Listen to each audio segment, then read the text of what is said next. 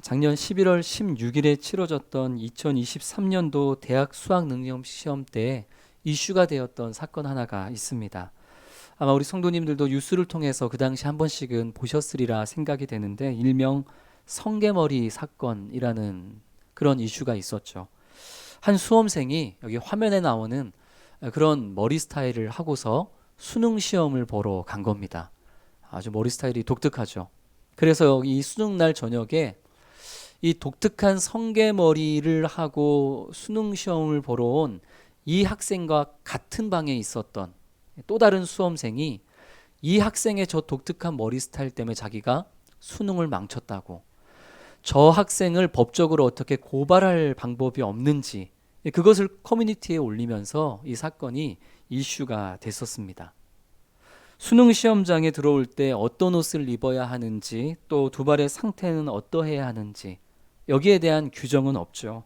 그러나 중요한 시험에 임하는 모든 학생들에게 불편을 끼치는 일이 없도록 크게 튀지 않는 모습으로 이 수능 시험장에 들어와야 한다는 것이 모두가 자연스레 알고 있는 일방적인 상식일 것입니다. 물론 이 성게머리를 했던 이 친구도 억울한 점은 있습니다. 나중에 이 친구가 이제 뉴스에 나와서 인터뷰까지 했는데요. 이 친구는 수능 날만 이런 독특한 헤어스타일을 하고 온 것이 아니라 이 친구는 평소에도 이 성게머리 스타일을 하고 생활을 한다고 합니다. 그러니까 수능 날만 또 특별한 일을 하면은 안 되니까 자기는 수능 날에도 평소 하던 것처럼 준비하고 나갔다라는 거죠. 그래서 억울하다는 것입니다. 이 친구의 행동에 대해서 법적인 잣대를 들이밀거나 혹은 윤리적인 문제로 잘잘못을 명확하게 판단하기에는 분명 어려움이 있습니다. 그러나 이 학생으로 인해서 중요한 시험을 앞두고 집중력이 흐트러지는 그런 어려움을 겪은 학생들이 분명히 있었다는 것. 그리고 그것보다 더 안타깝고 아쉬운 것은 이 성게머리를 했던 이 학생 본인이 여러 사람들로부터 이러저러한 오해를 받고 지금도 여전히 감당하기 힘든 공격을 받게 되었다는 것. 이것이 참 많이 아쉬움으로 남습니다. 어떤 스타일을 하고 수능에 임하는지는 본인의 자유이고 또 권리이겠지만, 그러나 그 자유와 권리를 이 친구가 본인과 또 타인을 위해서 조금만 내려놓고서 수능에 임했다면, 그렇다면 모두에게 조금 더 좋은 결과로 이어지지 않았을까 하는 그런 생각이 드는 23년도의 대학 수학 능력 시험 이슈 중 하나였습니다. 사람과 사람이 모여서 이루게 되는 공동체, 사회에는 그 지역과 그 시대에 따르는 일반적인 상식과 관습이 만들어지기 마련입니다. 물론 모든 관습과 상식이 다 좋은 것은 아니죠. 때로는 그 틀에 박힌 상식과 관습을 깨뜨릴 때에 더 나은 사회를 위한 혁신이 이루어지기도 합니다. 그러나 그 혁신의 과정에도 되도록 많은 사람을 위한, 모두의 유익을 위한 고민과 지혜는 필요합니다. 혁신을 위한 절제, 혁신을 위한 기다림, 혁신을 위한 돌아감, 혁신을 위한 내려놓음, 혁신을 위한 지혜가 필요한 때가 있다는 것이죠. 오늘 본문에 등장하는 이 고린도 교회가 가지고 있는 문제 또한 방금 말씀드렸던 그러한 관점에서 접근하고 해결되어져야만 하는 그런 문제였습니다. 고린도 교회는 여자 성도님들이 예배를 드릴 때에 이 머리를 가리는 이 너울을 쓰면서 예배를 드려야 하는가, 아니면 예배 드릴 때 그냥 남자들처럼 너울을 벗고 예배를 드려도 되는가, 이에 대한 논란이 있었습니다. 오늘 본문은 이 논란에 대한 사도 바울의 답변인데요. 그러나 자칫 잘못하면 이 오늘 본문이 남성과 여성을 차별하고 이 남성의 우월성을 강조하는 그런 본문으로 그릇 비춰질 수 있습니다. 실제로 오랜 시간 이 교회 안에 남성의 우월성을 강조하는 성경 본문으로 오늘 본문이 사용되기도 했고, 또 아직도 이 고린도전서 11장은 해석에 있어서 학자들 간에 많은 논란이 여전히 분분한 그런 본문이기도 합니다. 그러나 오늘 본문은 여성과 남성을 차별하거나 더욱이 남성의 우월성을 주장하는 본문이 아닌 것만은 확실합니다. 오늘 본문을 남성과 여성의 차별로 인식하게끔 오해하는 그 본문이 바로 3절 말씀인데요. 3절 말씀을 보면 각 남자의 머리는 그리스도요, 여자의 머리는 남자요, 그리스도의 머리는 하나님이시라. 특별히 이 말씀에서 여자의 머리가 뭐라고 나와 있죠? 남자다. 여자의 머리가 남자요라는 이 말씀으로 이 남성 우월주의로 이 본문을 해석하는 경우가 있는데, 만약 그렇게 되면은 바로 뒤에 이어서 나오는 그리스도의 머리는 하나님이시라. 이 말씀 또한 하나님이 그리스도보다 우월하다, 이렇게 이해되어지게 됩니다. 그러나 우리가 아는 것처럼, 분명히 빌립보서 2장이 증언하는 것처럼 하나님과 그리스도 예수는 동등하십니다. 우월에 있어서 차이가 없는 거죠. 동등하시지만 예수님께서 스스로 하나님과 동등됨을 취할 것으로 여기지 않으셨을 뿐이죠. 때문에 3절에서 우리는 이 머리라는 단어를 권위 혹은 우두머리, 이러한 위계적인 질서를 의미하는 것으로 해석하기보다는 출처, 기원의 의미로 해석하는 것이 좋습니다. 그렇게 되면 그리스도가 본성상 하나님께로부터 나셨다는 것이고, 그리고 남자들도 모든 만물이 그로 말미암아 예수 그리스도로 말미암았다라는 그 말씀에 의거해서 남자들도 그리스도에게로 기원했음을 인정할 수 있게 되는 것이고, 또 창조 기사에 근거해서 여자가 남자의 무엇으로 지음받았죠? 갈비뼈로 지음받아서 아담이 하와를 향해 내 뼈 중에 뼈요 살 중에 살이라고 말씀하지 않습니까? 그래서 창조 기사에 근거해서 여자가 남자에게서 나왔음을 우리는 인정할 수 있게 되는 것이죠.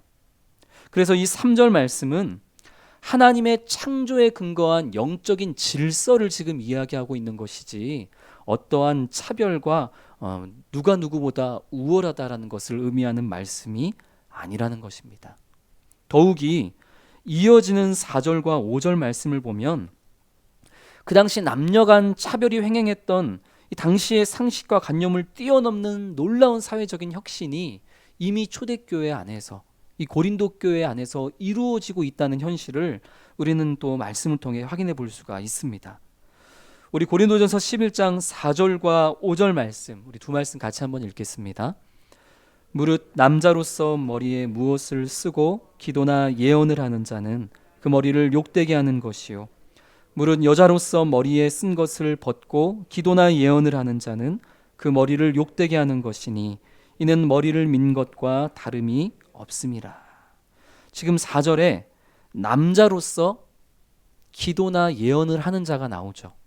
또 5절을 보니까 어떤 사람이 나옵니까? 여자로서 기도나 예언을 하는 자가 나옵니다. 여기서 말하는 예언은 미래의 일을 말하는 것이 아니라 한자로 맡길 예자, 그러니까 하나님의 말씀을 선포하는 것, 나누는 것, 이것이 지금 본문에서 말하고 성경에서 자주 나오는 예언입니다. 오늘날로 따지면 설교와 같은 것이죠. 그러니까 4절 5절 말씀을 보면 고린도 교회 안에서는 남자도 여자도 공동체 안에서 대표 기도를 했던 것이고, 또 남자도 여자도 예언, 곧 하나님의 말씀을 전하며 나누기도 했었다는 것입니다. 이것은 당시 여성을 숫자에 포함시키지도 않았고, 또 여성을 예배의식에서 완전히 배제했던 이 유대교의 당시의 관습에 의해서는 상상할 수도 없는 여성의 지위를 높인 혁신이었습니다.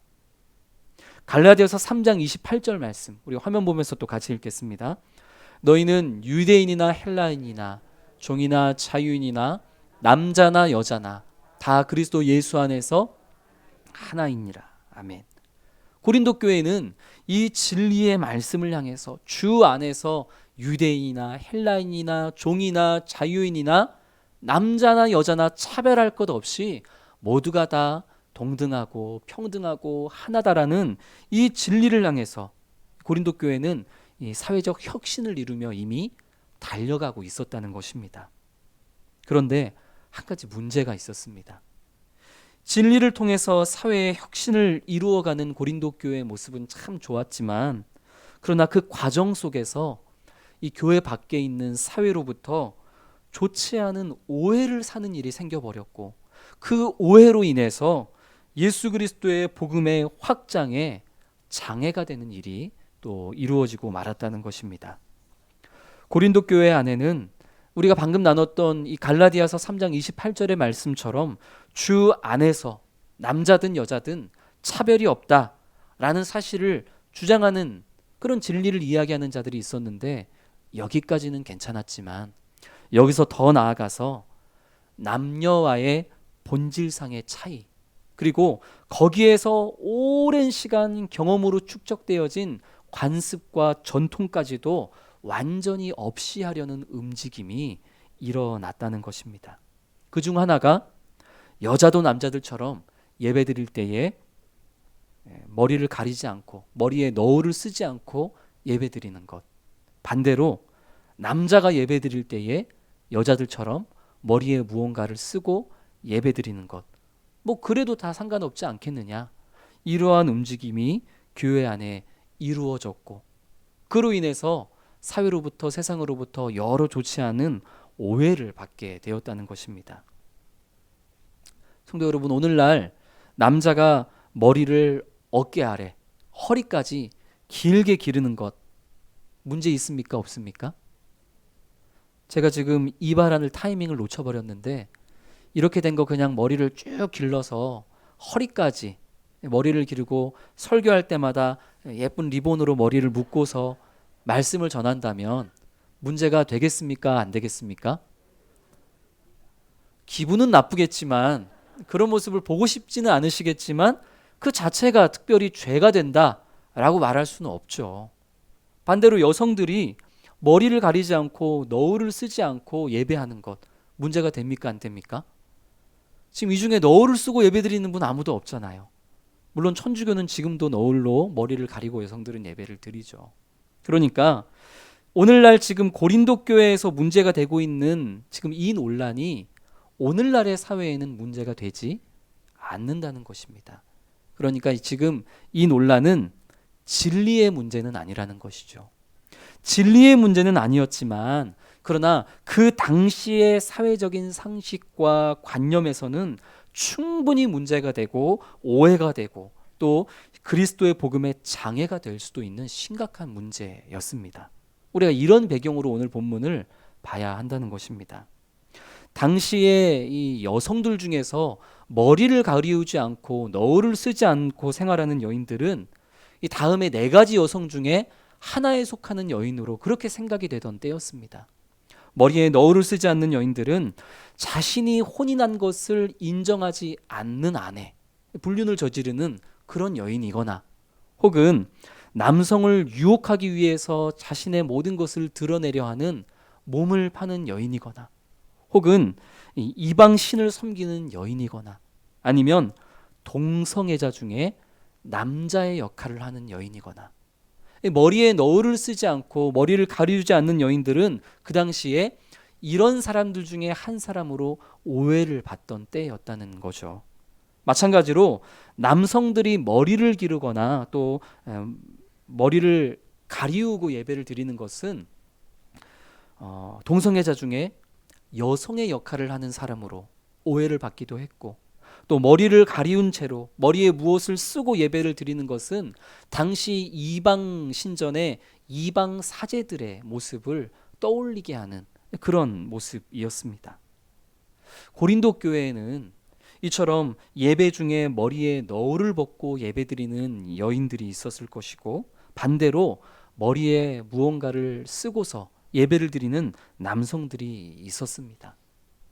이들은 어차피 주 안에서 남자 여자가 하나인데 뭐가 문제가 되겠느냐 라면서 자신의 자유와 권리를 주장했지만, 이들의 이러한 주장으로 인해서 교회 바깥에 있는 이 고린도 사회는 교회를 향해서 이 여러 가지 문란한 일들을 일으키는 그런 공동체, 동성애가 창궐하는 이 동성연애의 장, 그렇게 더러운 곳으로 인식을 하는 오해가 일어났다는 것입니다. 그런 오해를 가지고 있는데 교회가 아무리 좋은 것이라고 복음이라고 전도해봤자 그것을 받아들일 사람이 어디 있겠습니까? 오늘 본문에서 사도 바울은 예배를 드릴 때에 여성은 머리에 너울을 쓸 것을 권면하고 남성은 머리를 가리지 말고 예배 드릴 것을 권면합니다. 그러나 이러한 권면은 남성과 여성의 차별 또는 남성의 우월성에 기반한 것이 아니라 우리가 지금까지 나눴던 것처럼 예수 그리스도의 이름으로 나아가는 이 거룩한 예배가 쓸데없는 오해를 받지 않기 위함이었습니다. 그것이 앞으로 복음을 받아들여야 할 교회 바깥에 있는 이 불신자들을 위한 배려요, 동시에 그들을 위한 전도 전략이기도 했던 것이죠. 우리 11절과 12절 말씀 같이 읽겠습니다. 그러나 주 안에는 남자 없이 여자만 있지 않고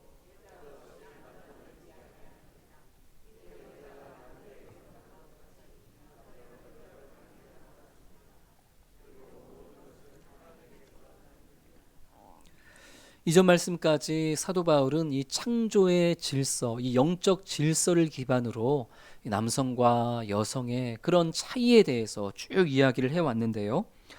11절 12절에서 비록 첫 여자는 남자에게서 났을지라도 이후에 모든 남자가 다 여자에게서 났다는 사실을 말함으로써 다시 한번 주 안에서 남녀가 차별이 없는 존재임을 그렇게 정리해서 이야기하고 있습니다.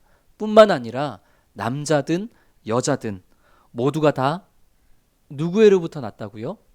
하나님께로부터 났다는 사실을 적시함으로 우리 모두가 하나님의 자녀로서 새롭게 거듭난 존재임을, 그렇기 때문에 남자든 여자든 우리 그리스도인들은 이 땅에 살면서 하나님의 자녀로 세상과는 구별된 모습으로 하늘에 소망을 두며 오직 하나님의 영광을 위해서 살아가야만 하는 그런 특별한 존재임을 또 교훈하고 있습니다. 그리고 이렇게 마지막 정리를 합니다. 13절부터 15절 말씀 우리 같이 읽겠습니다. 너희는 스스로 판단하라. 여자가 머리를 가리지 않고 하나님께 기도하는 것이 마땅하냐? 만일 남자에게 긴 머리가 있으면 자기에게 부끄러움이 되는 것을 본성이 너희에게 가르치지 아니하느냐? 만일 여자가 긴 머리가 있으면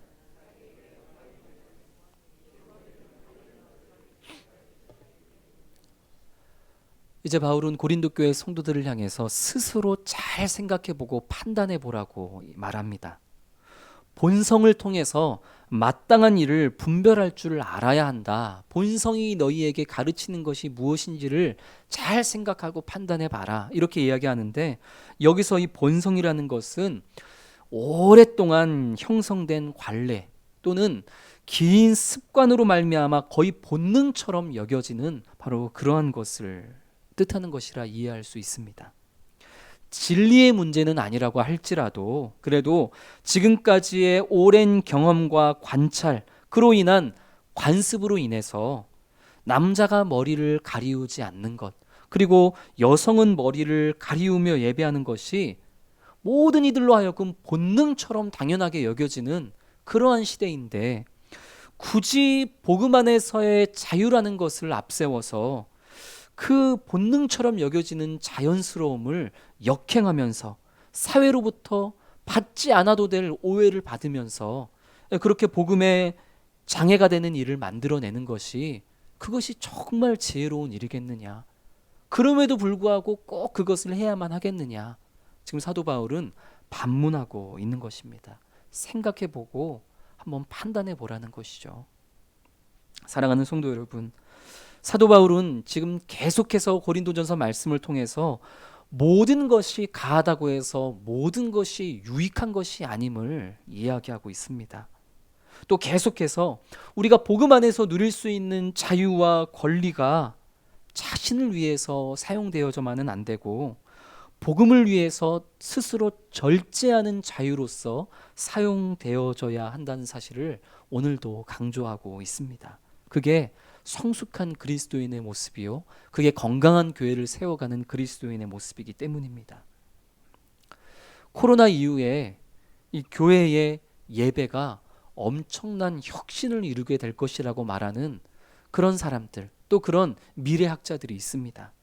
이제 10년 그리고 20년 정도 지나면 우리가 이렇게 함께 모여서 한 건물 안에서 예배당에서 예배하는 교회의 모습은 사라지게 될 거라고.